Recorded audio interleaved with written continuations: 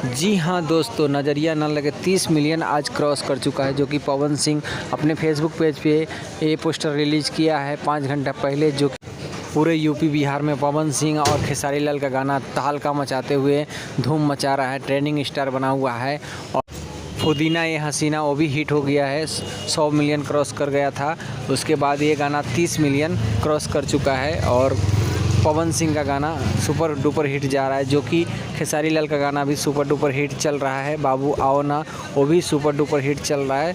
और आपको बता दें कि सुपर डुपर में पवन सिंह और खेसारी लाल और रितेश पांडे भी चल रहा है। रितेश पांडे का भी गाना आज जेल होई कल बेल होई, जो कि वो भी ट्रेंडिंग में चल रहा है। तीनों स्टार आजकल ट्रेंडिंग में चल रहा है और सुपर डुपर हिट कंटिन्यू गाना ला रहा है। अश्लीलता को छोड़ते हुए आगे बढ़ते हुए आगे चल रहे हैं पवन सिंह, दूसरा नंबर पे खेसारी लाल यादव और तीसरा नंबर पे रितेश पांडे, जो कि आप सबको दिल पे राज कर रहे हैं। और सबसे ज़्यादा गाना अभी पवन स्टार का चल रहा है और उसके बाद खेसारी लाल का दूसरा स्थान है।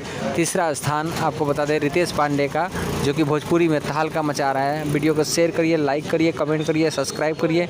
धन्यवाद।